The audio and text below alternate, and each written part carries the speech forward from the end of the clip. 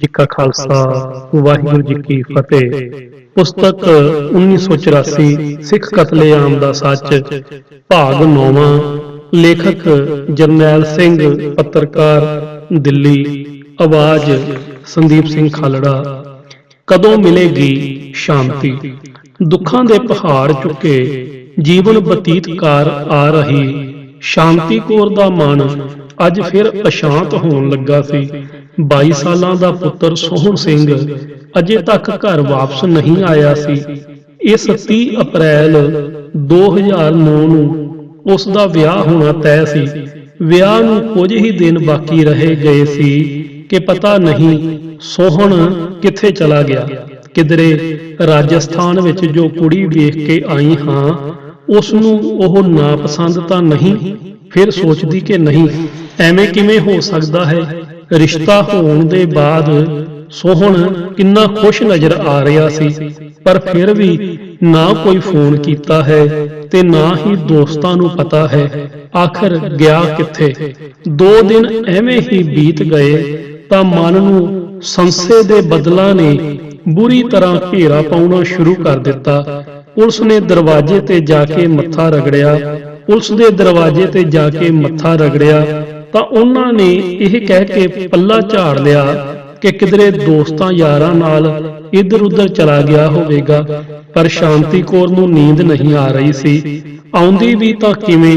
1984 ਦੇ ਕਤਲੇਆਮ ਵਿੱਚ ਪਿਤਾ ਕਿਰਪਾਲ ਸਿੰਘ ਤੇ ਭਰਾ ਮੋਧੂ ਸਿੰਘ ਨੂੰ ਦੰਗਾਈਆਂ ਦੇ ਹੱਥਾਂ ਵਿੱਚ ਜਿਉਂਦੇ ਸੜਦਿਆਂ ਵੇਖ ਚੁੱਕੀ ਸੀ। ਬਾਅਦ ਵਿੱਚ ਵਿਆਹ ਹੋਇਆ ਤਾਂ ਪਤੀ ਗਲੇ ਦੇ ਕੈਂਸਰ ਕਰਕੇ ਦੁਨੀਆ ਛੱਡ ਗਏ। ਨਾ ਪਿਓ ਰਿਹਾ, ਨਾ ਭਰਾ ਤੇ ਨਾ ਹੀ ਪਤੀ। ਹੁਣ ਕੀ ਪੁੱਤਰ ਵੀ। ਇਹ ਸੋਚਦੇ ਹੀ ਸ਼ਾਂਤੀ ਕੌਰ ਕੰਬ ਗਈ। ਹੜਬੜਾ ਕੇ ਉੱਠੀ ਤੇ ਬਿਸਤਰ ਤੇ ਜਾ ਕੇ ਵੇਖਿਆ ਕਿ ਸ਼ਾਇਦ ਚੁੱਪਚਾਪ ਆ ਕੇ ਸੌਂ ਗਿਆ ਹੋਵੇ, ਪਰ ਉਹ ਨਹੀਂ ਸੀ। ਫਿਰ ਸੋਚਦੀ ਕਿ ਕੁੜੀ ਵਾਲਿਆਂ ਨੂੰ ਦੱਸ ਦੇਵਾਂ। ਨਹੀਂ, ਬਹੁਤ ਬੇਇੱਜ਼ਤੀ ਹੋਵੇਗੀ। ਸ਼ਾਇਦ ਥੋੜਾ ਹੋਰ ਇੰਤਜ਼ਾਰ ਕਰ ਲੈਂਦੀ ਹਾਂ। ਵਿਚਾਰੀ ਸ਼ਾਂਤੀ ਕੌਰ ਨੂੰ ਕੀ ਪਤਾ ਸੀ ਕਿ ਜਿਸ ਨਸ਼ੇ ਦੀ ਦਲਦਲ ਵਿੱਚੋਂ ਸੋਹਣ ਸਿੰਘ ਨੂੰ ਉਸਨੇ ਬਹੁਤ ਮੁਸ਼ਕਲ ਨਾਲ ਕੱਢਿਆ ਸੀ, ਉਸੇ ਦਲਦਲ ਦੇ ਦਲਾਲਾਂ ਨੇ ਸੋਹਣ ਸਿੰਘ ਨੂੰ ਫਿਰ ਤੋਂ ਦਲਦਲ ਵਿੱਚ ਫਸਣ ਤੋਂ ਇਨਕਾਰ ਕਰਨ ਤੇ ਕਤਲ ਕਰ ਦਿੱਤਾ ਸੀ। ਉਸ ਦੀ ਲਾਸ਼ ਨੇੜੇ ਹੀ ਰਹਿਣ ਵਾਲੇ ਉਸੇ ਬਦਮਾਸ਼ ਕਮਲ ਦੇ ਘਰ ਵਿੱਚ ਬਿਸਤਰਿਆਂ ਵਿੱਚ ਲੁਕੋਈ ਗਈ ਸੀ, ਜਿਸ ਉੱਤੇ ਦੋਸ਼ ਸੀ ਕਿ ਉਸਨੇ ਆਪਣੇ ਭਰਾ ਦਾ ਹੀ ਕਤਲ ਕੀਤਾ ਸੀ। ਲਾਸ਼ ਵਿੱਚੋਂ ਬਦਬੂ ਆਉਣ ਲੱਗੀ ਤਾਂ ਘਰ ਵਿੱਚ ਕੰਮ ਕਰਨ ਵਾਲੀ ਬਾਈ ਨੇ ਦੇਖਿਆ। ਗੱਲ ਅੱਗ ਵਾਂਗੂ ਫੈਲ ਗਈ, ਪਰ ਲਾਸ਼ ਪਛਾਣ ਵਿੱਚ ਨਹੀਂ ਆ ਰਹੀ ਸੀ। ਉਸ ਦੀ ਸ਼ਕਲ ਵਿਗਾੜ ਦਿੱਤੀ ਗਈ ਸੀ। ਦਿਲ ਉੱਤੇ ਹੱਥ ਰੱਖਦਿਆਂ ਸ਼ਾਂਤੀ ਕੌਰ ਵੀ ਉੱਥੇ ਪਹੁੰਚੀ। ਸ਼ਕਲ ਵੇਖੀ ਤਾਂ ਪਛਾਣ ਨਹੀਂ ਸਕੀ। ਨਹੀਂ, ਇਹ ਮੇਰਾ ਪੁੱਤਰ ਨਹੀਂ ਲੱਗ ਰਿਹਾ। ਪਰ ਹਾਏ ਰੱਬਾ, ਇਹ ਕੱਪੜੇ ਤਾਂ ਉਸੇ ਦੇ ਨੇ। ਇੱਕ ਚੱਪਲ ਜੋ ਇੱਥੇ ਪਈ ਹੈ ਉਹ ਵੀ ਤਾਂ ਉਸੇ ਦੀ ਹੈ। ਹੁਣ ਲਾਸ਼ ਦੇ ਵੱਲ ਧਿਆਨ ਨਾਲ ਵੇਖਿਆ ਤਾਂ ਸ਼ਾਂਤੀ ਕੌਰ ਦੇ ਪੈਰਾਂ ਹੇਠੋਂ ਜ਼ਮੀਨ ਨਿਕਲ ਚੁੱਕੀ ਸੀ। ਉਸ ਦਾ ਘਰ ਪੂਰੀ ਤਰ੍ਹਾਂ ਬਰਬਾਦ ਹੋ ਚੁੱਕਾ ਸੀ। ਨਾ ਪਿਤਾ, ਨਾ ਭਰਾ, ਨਾ ਪਤੀ ਤੇ ਨਾ ਹੀ ਹੁਣ ਪੁੱਤਰ। ਉਸ ਦੀ ਦੁਨੀਆ ਫਨਾਹ ਹੋ ਗਈ।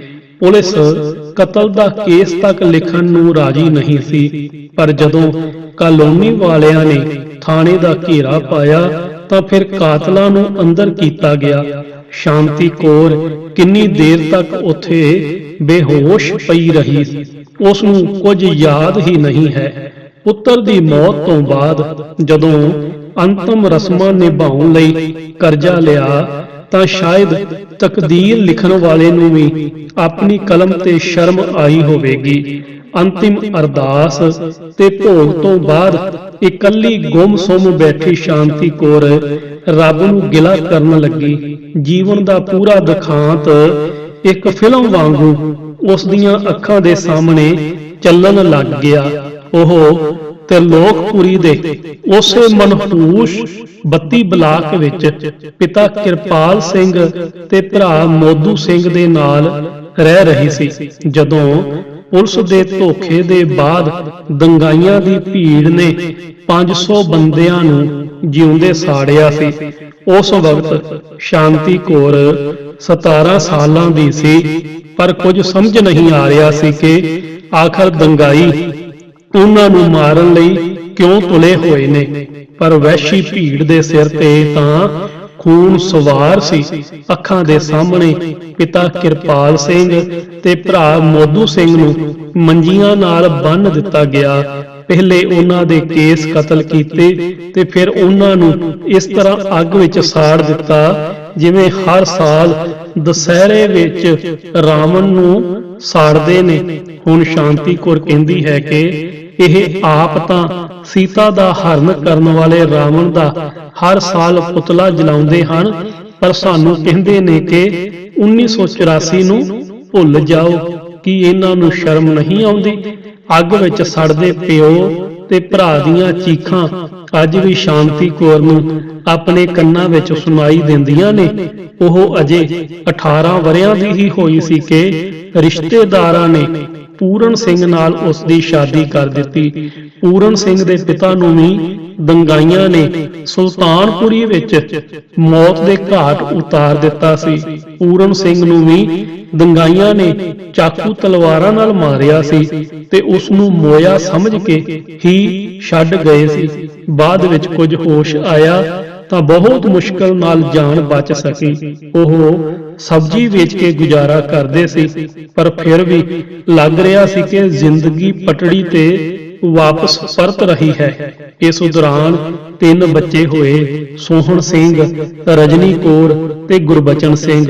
ਪਰ ਪੂਰਨ ਸਿੰਘ ਦੀ ਤਬੀਅਤ ਦਿਨ ਬੇ ਦਿਨ ਵਿਗੜਦੀ ਹੀ ਜਾ ਰਹੀ ਸੀ। ਉਹ ਲਗਾਤਾਰ ਕਮਜ਼ੋਰ ਹੁੰਦਾ ਹੀ ਜਾ ਰਿਹਾ ਸੀ ਤੇ ਗਲੇ ਵਿੱਚ ਜਿੱਥੇ ਚਾਕੂ ਵੱਜਾ ਸੀ ਉੱਥੇ ਦਰਦ ਦੱਸਦਾ ਰਹਿੰਦਾ।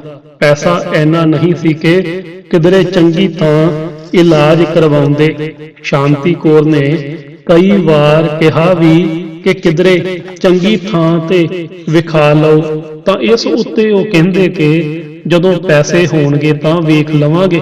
ਪਰ ਉਹ ਦਿਨ ਨਹੀਂ ਆਇਆ। ਜਦੋਂ ਪਤਾ ਲੱਗਾ ਕਿ ਅੰਦਰ ਕੈਂਸਰ ਹੋ ਚੁੱਕਾ ਹੈ ਤਾਂ ਦੌੜ ਭੱਜ ਕਰਨ ਦੀ ਕੋਸ਼ਿਸ਼ ਕੀਤੀ। ਫਿਰ ਇਸ ਉੱਤੇ ਲੱਖਾਂ ਰੁਪਏ ਖਰਚ ਹੋਣੇ ਸੀ, ਉਹ ਕਿੱਥੋਂ ਆਉਂਦੇ? ਸ਼ਾਂਤੀ ਕੌਰ ਆਪਣੀ ਦਰਦਨਾਕ ਸਥਿਤੀ ਨੂੰ ਵੇਖ ਕੇ ਬਹੁਤ ਰੋਈ। ਵੇਖਦਿਆਂ ਹੀ ਵੇਖਦਿਆਂ 1 ਮਹੀਨੇ ਵਿੱਚ ਹੀ ਉਹਨਾਂ ਨੇ ਦਮ ਤੋੜ ਦਿੱਤਾ। ਸ਼ਾਂਤੀ ਕੌਰ ਨੇ ਫਿਰ ਵੀ ਹਾਰ ਨਹੀਂ ਮੰਨੀ ਤੇ ਬੱਚਿਆਂ ਨੂੰ ਪਾਲਣ ਲਈ ਘਰ ਘਰ ਜਾ ਕੇ ਕੰਮ ਕਰਨਾ ਸ਼ੁਰੂ ਕਰ ਦਿੱਤਾ। ਹੋਰ ਕਰਦੀ ਵੀ ਕੀ, ਪੜ੍ਹੀ ਲਿਖੀ ਤਾਂ ਸੀ ਨਹੀਂ ਕਿ ਕਿਧਰੇ ਚੰਗੀ ਨੌਕਰੀ ਮਿਲ ਜਾਂਦੀ। ਸ਼ਾਂਤੀ ਕੌਰ ਨੇ ਕੰਮ ਉੱਤੇ ਜਾਣਾ ਸ਼ੁਰੂ ਕਰ ਦਿੱਤਾ ਤਾਂ 15 ਸਾਲ ਦੇ ਸੋਹਣ ਸਿੰਘ ਨੂੰ ਨਸ਼ਿਆਂ ਦਾ ਕਾਰੋਬਾਰ ਕਰਨ ਵਾਲਿਆਂ ਨੇ ਸਮੈਕ ਦੀ ਲੱਤ ਲਗਾ ਦਿੱਤੀ। ਹੁਣ ਉਹ ਹਰ ਵਕਤ ਉਦਾਸ ਤੇ ਥੱਕਿਆ ਹਾਰਾ ਰਹਿੰਦਾ। ਸ਼ਾਂਤੀ ਕੌਰ ਪੁੱਛਦੀ, ਪੁੱਤਰ ਕੀ ਹੋਇਆ ਹੈ? ਤਾਂ ਕੋਈ ਜਵਾਬ ਨਾ ਦਿੰਦਾ। ਉਸ ਦੇ ਦੋਸਤਾਂ ਨੂੰ ਕੁਰੇਦ ਕੇ ਪੁੱਛਿਆ ਤਾਂ ਜਵਾਬ ਸੁਣ ਕੇ ਉਸ ਦੇ ਪੈਰਾਂ ਹੇਠਾਂ ਤੋਂ ਜ਼ਮੀਨ ਖਿਸਕ ਗਈ। ਸੋਹਣ ਨੂੰ ਸਮੈਕ ਦੀ ਲੱਤ ਲੱਗ ਚੁੱਕੀ ਸੀ। ਨਾ ਮਿਲਣ ਉੱਤੇ ਮੱਛੀ ਵਾਂਗ ਤੜਪਣ ਲੱਗਦਾ। ਇਸ ਤਰ੍ਹਾਂ ਹੱਥ ਪੈਰ ਮਾਰਦਾ ਜਿਵੇਂ ਜਾਨ ਹੀ ਨਿਕਲ ਜਾਏ। ਸਾਹ ਰੁਕਣ ਲੱਗਦੀ, ਗਲਾ ਸੁੱਕ ਜਾਂਦਾ ਤੇ ਪੈਰ ਐਨੇ ਦਰਦ ਕਰਦੇ ਕਿ ਖੜਾ ਵੀ ਨਹੀਂ ਸੀ ਹੋ ਸਕਦਾ। ਹੁਣ ਕੀ ਕਰੇ? ਸ਼ਾਂਤੀ ਕੌਰ ਨੂੰ ਸਮਝ ਨਹੀਂ ਆ ਰਿਹਾ ਸੀ। 15 ਸਾਲ ਦੀ ਉਮਰ ਵਿੱਚ ਸਮੈਕ ਦੀ ਲੱਤ ਵਿੱਚ ਫਸ ਗਿਆ। ਪੁੱਤਰ ਮਾਂ ਦੇ ਦਰਦ ਨੂੰ ਸਮਝਦਾ ਤੇ ਕਹਿੰਦਾ, ਮਾਂ ਮੈਨੂੰ ਜ਼ਹਿਰ ਦੇ ਕੇ ਮਾਰ ਦੇ।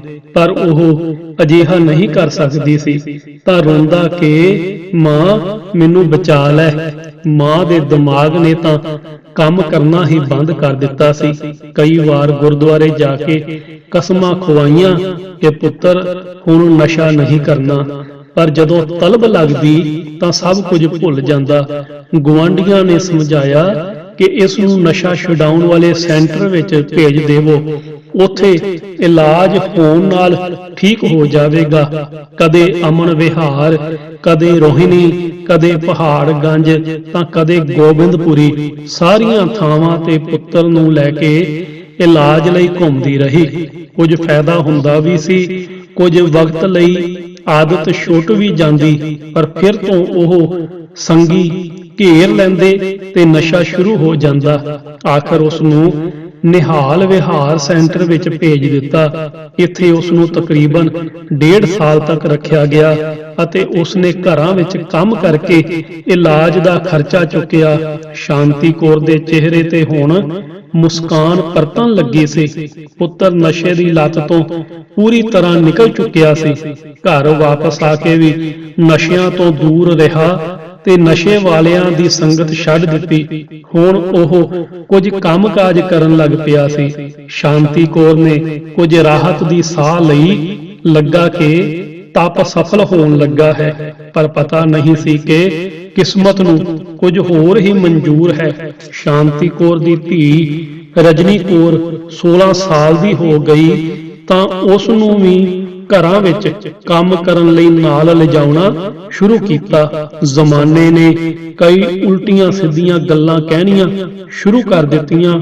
ਹੁਣ ਉਸ ਨੂੰ ਕੰਮ ਉੱਤੇ ਨਹੀਂ ਭੇਜਦੀ। ਛੋਟੇ ਪੁੱਤਰ ਨੇ ਪੜ੍ਹਾਈ ਛੱਡ ਕੇ ਕੱਪੜਿਆਂ ਦੀ ਇੱਕ ਦੁਕਾਨ ਤੇ ਕੰਮ ਕਰਨਾ ਸ਼ੁਰੂ ਕੀਤਾ ਹੈ, ਪਰ ਧੀ ਦੇ ਵਿਆਹ ਦੀ ਚਿੰਤਾ ਹੋਣ ਲੱਗ ਪਈ ਹੈ। ਸ਼ਾਂਤੀ ਕੌਰ ਦੇ ਜੀਵਨ ਵਿੱਚ ਸ਼ਾਂਤੀ ਕਦੋਂ ਆਏਗੀ, ਇਹ ਸ਼ਾਇਦ ਰੱਬ ਹੀ ਜਾਣਦਾ ਹੈ। ਗੋਪੀ ਕੌਰ ਕਹਿੰਦੀ ਹੈ ਕਿ ਸਿੱਖ ਕਤਲੇਆਮ ਦੇ ਦੋਖੀਆਂ ਨੇ ਜਾਣ ਬੁੱਝ ਕੇ ਵਿਧਵਾ ਕਲੋਨੀ ਦੇ ਬੱਚਿਆਂ ਨੂੰ ਨਸ਼ਿਆਂ ਵੱਲ ਲਾਇਆ ਹੈ ਤਾਂ ਕਿ ਸਾਡੀ ਅਗਲੀ ਪੀੜ੍ਹੀ ਹੀ ਬਰਬਾਦ ਹੋ ਜਾਏ ਤੇ 84 ਦਾ ਨਾਂ ਲੈਣ ਵਾਲਾ ਕੋਈ ਨਾ ਬਚੇ, ਜਾਂ ਫਿਰ ਇਹ ਐਨੇ ਕਮਜ਼ੋਰ ਹੋ ਜਾਣ ਕਿ 1984 ਦੀ ਗੱਲ ਚੁੱਕਣ ਦੀ ਹਿੰਮਤ ਹੀ ਨਾ ਕਰ ਸਕਣ।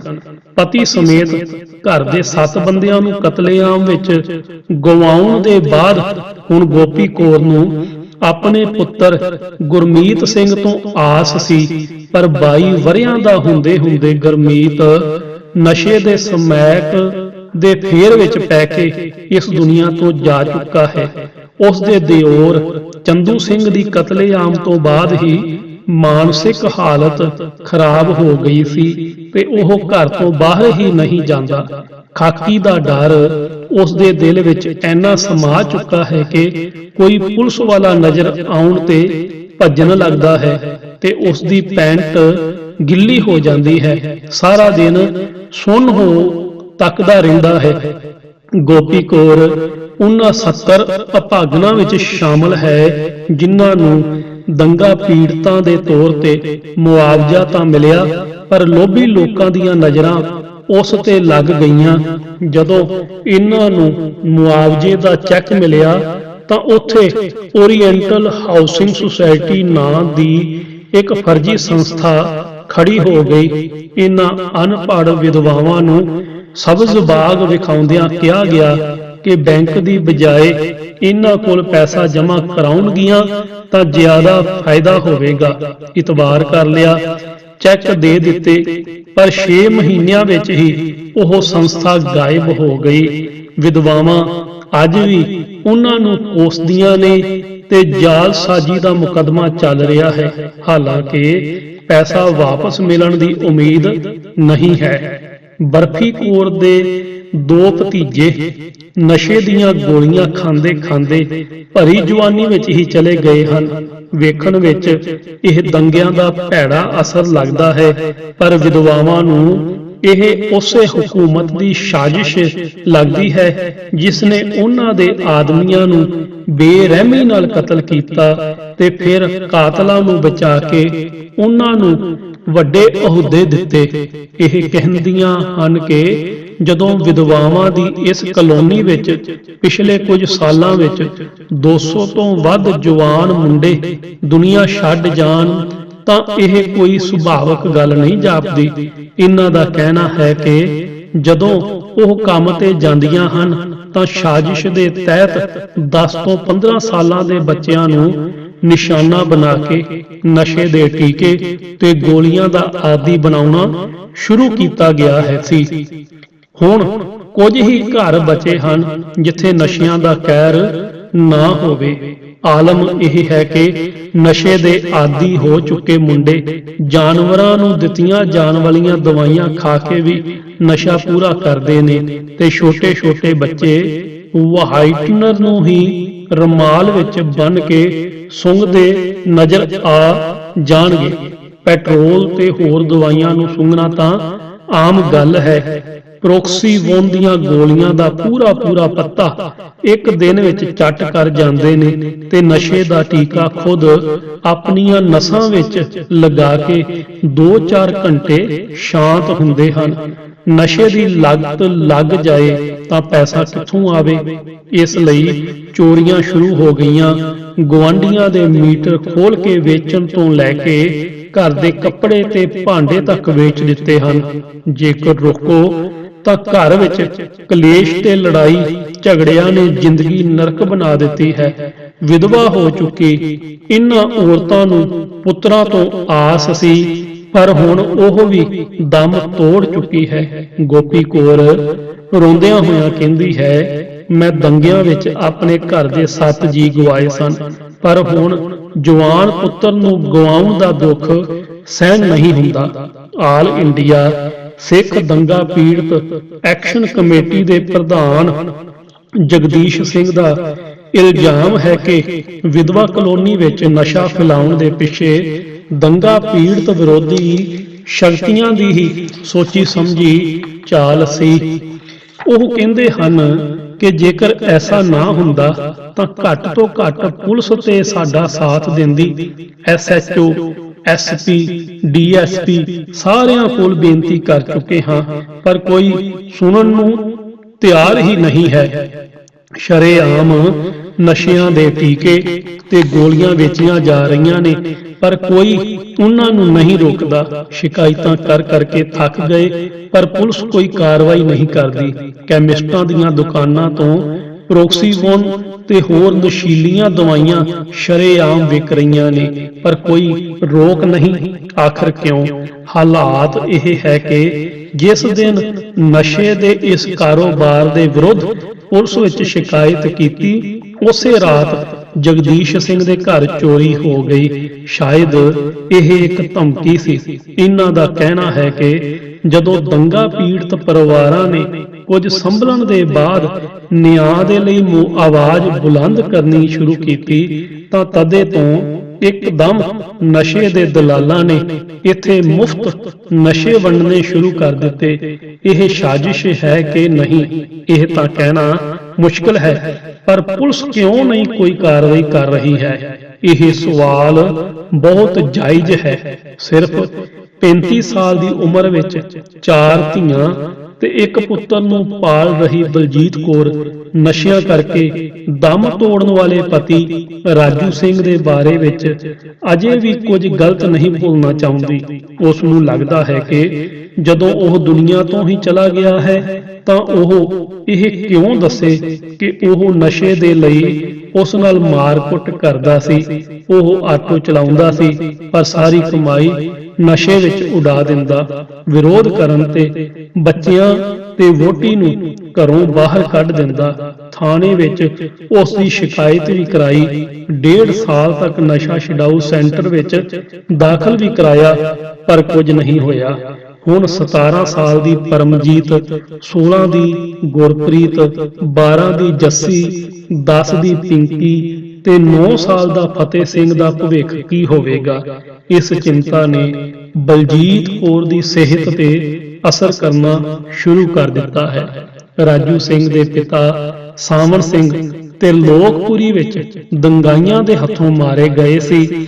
ਇਹ ਪੁੱਛਣ ਉੱਤੇ ਕਿ ਘਰ ਕਿਵੇਂ ਚੱਲਦਾ ਹੈ, ਬਲਜੀਤ ਕੌਰ ਦਾ ਗਲਾ ਭਰ ਆਉਂਦਾ ਹੈ। ਕਹਿੰਦੀ ਹੈ, ਕਦੇ ਫਤਿਹ ਨਗਰ ਗੁਰਦੁਆਰੇ ਤੇ ਕਦੇ ਰਕਾਬਗੰਜ ਗੁਰਦੁਆਰੇ ਤੋਂ ਆਟਾ ਲਿਆ ਕੇ ਬੱਚਿਆਂ ਨੂੰ ਰੋਟੀ ਖਵਾਉਂਦੀ ਹੈ।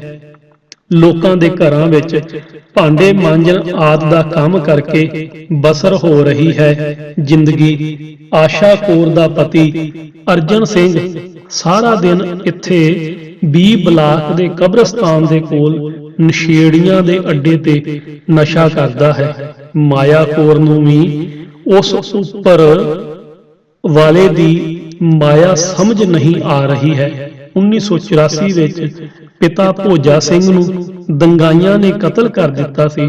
ਬਾਅਦ ਵਿੱਚ ਦਲੀਪ ਸਿੰਘ ਨਾਲ ਉਸ ਦੀ ਸ਼ਾਦੀ ਹੋ ਗਈ ਤਾਂ ਪਤੀ ਦੇ ਨਾਲ ਮਾਂ ਹਿੰਮਤ ਕੌਰ ਕੋਲ ਤਿਲਕ ਵਿਹਾਰ ਵਿੱਚ ਹੀ ਰਹਿਣ ਆ ਗਈ। ਇੱਥੇ 5 ਬੱਚਿਆਂ ਦੀ ਮਾਂ ਤਾਂ ਬਣ ਗਈ, ਪਰ ਪਤੀ ਨਸ਼ੇ ਦੀ ਆਦਤ ਵਿੱਚ ਡੁੱਬ ਗਿਆ। ਇੱਥੇ ਆਉਣ ਤੋਂ ਪਹਿਲਾਂ ਉਹ ਨਸ਼ਾ ਨਹੀਂ ਕਰਦਾ ਸੀ। 5 ਬੱਚਿਆਂ ਦਾ ਪਾਲਣ ਪੋਸ਼ਣ ਕਿਵੇਂ ਹੋਵੇ, ਇਹ ਆਪੋ ਆਪਣੇ ਪਤੀ ਗਵਾ ਚੁੱਕੇ ਮਾਂ ਧੀ ਦੇ ਲਈ ਇੱਕ ਵੱਡਾ ਸਵਾਲ ਬਣ ਚੁੱਕਾ ਸੀ। ਦੇਵੀ ਕੌਰ ਦੇ ਪਤੀ ਸਾਹਿਬ ਸਿੰਘ ਦੀ ਨਸ਼ਿਆਂ ਵਿੱਚ ਹੋਈ ਮੌਤ ਤੋਂ ਬਾਅਦ ਜੇਠ ਨੇ ਘਰੋਂ ਹੀ ਕੱਢ ਦਿੱਤਾ ਸੀ। ਬਹੁਤ ਮੁਸ਼ਕਲ ਨਾਲ ਬੱਚਿਆਂ ਦੇ ਨਾਲ ਘਰ ਵਾਪਸੀ ਹੋਈ ਹੈ। ਲਖਮੀ ਕੌਰ ਦੀ ਕਿਸਮਤ ਤਾਂ ਇਸ ਤੋਂ ਵੀ ਵੱਧ ਖਰਾਬ ਹੈ। 4 ਧੀਆਂ ਤੇ ਇੱਕ ਪੁੱਤਰ ਦੀ ਮਾਂ ਲਖਮੀ ਕੌਰ ਦੇ ਪਤੀ ਜੋਗਿੰਦਰ ਸਿੰਘ ਜਦੋਂ ਨਸ਼ਿਆਂ ਵਿੱਚ ਫਸ ਕੇ ਮਰੇ ਤਾਂ ਉਹਨਾਂ ਦੀ ਮੌਤ ਦੇ 23 ਦਿਨਾਂ ਬਾਅਦ ਹੀ ਬਾਕੀ ਘਰ ਵਾਲਿਆਂ ਨੇ ਉਸ ਨੂੰ ਘਰੋਂ ਕੱਢ ਦਿੱਤਾ। ਹੁਣ ਉਹ ਕਿਰਾਏ ਦੇ ਮਕਾਨ ਵਿੱਚ ਜਿਵੇਂ ਤਿਵੇਂ ਜੀਵਨ ਬਤੀਤ ਕਰਨ ਨੂੰ ਮਜਬੂਰ ਹੋ ਗਈ ਹੈ। 21 ਸਾਲ ਦੀ ਰਣਜੀਤ ਕੌਰ ਦੀ 3 ਸਾਲਾਂ ਦੀ ਕੁੜੀ ਹੈ, ਪਰ ਪਤੀ ਸਤਨਾਮ ਸਿੰਘ ਦਾ ਨਸ਼ਾ ਨਾ ਛੱਡਣ ਕਰਕੇ ਉੱਤੇ ਝਗੜਾ ਹੋਣ ਲੱਗਾ ਤੇ ਹੁਣ ਤਲਾਕ ਹੋ ਗਿਆ ਹੈ। ਇਸ ਬੱਚੀ ਦੇ ਸਾਹਮਣੇ ਪਹਾੜ ਵਾਂਗੂ ਜ਼ਿੰਦਗੀ ਖੜੀ ਹੈ, ਪਰ ਉਸ ਨੂੰ ਪਤਾ ਨਹੀਂ ਕਿ ਉਹ ਕੀ ਕਰੇ। ਜਿਵੇਂ ਤਿਵੇਂ ਘਰਾਂ ਵਿੱਚ ਕੰਮ ਕਰਕੇ ਗੁਜ਼ਾਰਾ ਕਰਨ ਦੀ ਕੋਸ਼ਿਸ਼ ਕਰ ਰਹੀ ਹੈ। ਉਹ ਰੋਂਦੇ ਹੋਏ ਕਹਿੰਦੀ ਹੈ, ਅਸੀਂ ਸਿੱਖ ਘਰਾਂ ਦੀਆਂ ਬੱਚੀਆਂ ਹਾਂ, ਪਰ ਬਾਹਰ ਸਿਗਰਟ ਬੀੜੀ ਵੀ ਚੁੱਕ ਕੇ ਕੂੜੇ ਵਿੱਚ ਸੁੱਟਣੀ ਪੈਂਦੀਆਂ ਹਨ। ਆਖਰ ਸਾਡੇ ਕੌਮ ਵਾਲੇ ਸਾਡੀ ਕਦੋਂ ਸਾਰ ਲੈਣਗੇ। ਜੇਕਰ ਕੋਈ ਪੁਲਿਸ ਵਿੱਚ ਸ਼ਿਕਾਇਤ ਕਰਦਾ ਵੀ ਹੈ ਤਾਂ ਉਹ ਨਸ਼ੇ ਦਾ ਕਾਰੋਬਾਰ ਬੰਦ ਕਰਨ ਦੀ ਬਜਾਏ ਨਸ਼ੇੜੀ ਹੋ ਚੁੱਕੇ ਮੁੰਡਿਆਂ ਦੀ ਹੀ ਕੁੱਟਮਾਰ ਕਰਕੇ ਉਹਨਾਂ ਨੂੰ ਵਾਪਸ ਘਰ ਭੇਜ ਦਿੰਦੀ ਹੈ। ਨਸ਼ੇ ਦੇ ਇਸ ਕਹਿਰ ਵਿੱਚੋਂ ਗੁਜ਼ਰ ਰਹੀ ਇਹ ਕਲੋਨੀ ਹੁਣ ਇੱਕ ਹੋਰ ਐਸੀ ਸ਼ਰਮਨਾਕ ਦਲਦਲ ਦਾ ਵੀ ਸ਼ਿਕਾਰ ਹੋਣ ਲੱਗੀ ਹੈ, ਜਿਸ ਦੇ ਬਾਰੇ ਵਿੱਚ ਗੱਲ ਕਰਦੇ ਹੋਏ ਵੀ ਚੰਗੇ ਘਰਾਂ ਦੇ ਲੋਕਾਂ ਨੂੰ ਸ਼ਰਮ ਆਉਂਦੀ ਹੈ। ਪਿਓ ਕਤਲੇਆਮ ਵਿੱਚ ਮਾਰੇ ਗਏ, ਭਰਾ ਨਸ਼ਿਆਂ ਵਿੱਚ ਫਸ ਗਏ, ਮਾਂ ਬੇਬਸ ਹੈ ਤਾਂ ਕੁਝ ਕੁੜੀਆਂ ਨੇ ਮਜਬੂਰੀ ਵਿੱਚ ਉਹ ਰਾਹ ਵੀ ਅਖਤਿਆਰ ਕਰਨਾ ਸ਼ੁਰੂ ਕਰ ਦਿੱਤਾ ਹੈ ਜੋ ਸਿਵਾਏ ਬਦਨਾਮੀ ਦੇ ਕੁਝ ਨਹੀਂ ਦਿਵਾ ਸਕਦਾ। ਇਨ੍ਹਾਂ ਮਾਸੂਮ ਕੁੜੀਆਂ ਦੀ ਮਜਬੂਰੀ ਦਾ ਫਾਇਦਾ ਚੁੱਕਿਆ ਜਾ ਰਿਹਾ ਹੈ। ਜਗਦੀਸ਼ ਸਿੰਘ ਮੰਨਦੇ ਹਨ ਕਿ ਉਹਨਾਂ ਦੀ ਕਲੋਨੀ ਵਿੱਚ 5 ਤੋਂ 10 ਕੁੜੀਆਂ ਤਾਂ ਪੂਰੀ ਤਰ੍ਹਾਂ ਨਾਲ ਜਿਸਮ ਫਰੋਸ਼ੀ ਦੀ ਦਲਦਲ ਵਿੱਚ ਫਸ ਚੁੱਕੀਆਂ ਹਨ ਤੇ ਇਹਨਾਂ ਦੇ ਨੈਟਵਰਕ ਵਿੱਚ ਇੱਥੋਂ ਦੀਆਂ ਘੱਟੋ ਘੱਟ 50 ਤੋਂ 60 ਕੁੜੀਆਂ ਆ ਚੁੱਕੀਆਂ ਹਨ। ਪੁਲਿਸ ਦੀ ਜਾਣਕਾਰੀ ਵਿੱਚ ਹੋਣ ਦੇ ਬਾਵਜੂਦ ਇਹ ਸਭ ਸ਼ੁਰੂ ਹੋ ਚੁੱਕਾ ਹੈ। ਵਿਧਵਾ ਕਲੋਨੀ ਨੂੰ ਨੇੜੇ ਤੇੜੇ ਦੇ ਲੋਕ ਚੰਗੀ ਨਜ਼ਰ ਨਾਲ ਨਹੀਂ ਵੇਖਦੇ। ਕਤਲੇਆਮ ਦੇ ਇਹ ਕੁਪ੍ਰਭਾਵ ਕਿਧਰੇ ਵੱਧ ਦੁੱਖ ਦੇਣ ਵਾਲੇ ਹਨ। ਕੁੜੀਆਂ ਨੂੰ ਸਮਝਾਉਣ ਦੀ ਕੋਸ਼ਿਸ਼ ਕਿਉਂ ਨਹੀਂ ਕਰਦੇ? ਇਸ ਦੇ ਜਵਾਬ ਵਿੱਚ ਜਗਦੀਸ਼ ਸਿੰਘ ਕਹਿੰਦੇ ਹਨ, ਕੁਝ ਹੱਥ ਪੱਲੇ ਹੋਵੇ ਤਾਂ ਸਮਝਾਉਣ ਜਾਈਏ, ਕੋਈ ਕੁੜੀਆਂ ਨੂੰ ਨੌਕਰੀਆਂ ਦੇਵੇ ਜਾਂ ਉਹਨਾਂ ਦੇ ਰੋਜ਼ਗਾਰ ਦਾ ਕੋਈ ਰਾਹ ਬਣੇ ਤਾਂ ਤੇ ਅਸੀਂ ਉਹਨਾਂ ਨੂੰ ਜਾ ਕੇ ਸਮਝਾਈਏ। ਜੇਕਰ ਇਸ ਬਿਮਾਰੀ ਨੂੰ ਛੇਤੀ ਨਹੀਂ ਰੋਕਿਆ ਗਿਆ ਤਾਂ ਇਹ ਦੰਗਾ ਪੀੜਤਾਂ ਦੇ ਸਾਰੇ ਪਰਿਵਾਰਾਂ ਨੂੰ ਪ੍ਰਭਾਵਿਤ ਕਰੇਗੀ। ਪੁਸਤਕ 1984 ਸਿੱਖ ਕਤਲੇਆਮ ਦਾ ਸੱਚ, ਲੇਖਕ ਜਰਨੈਲ ਸਿੰਘ, ਪੱਤਰਕਾਰ, ਦਿੱਲੀ, ਭਾਗ 9ਵਾਂ, ਆਵਾਜ਼ ਸੰਦੀਪ ਸਿੰਘ ਖਾਲੜਾ। ਵਾਹਿਗੁਰੂ ਜੀ ਕਾ ਖਾਲਸਾ, ਵਾਹਿਗੁਰੂ ਜੀ ਕੀ ਫਤਿਹ।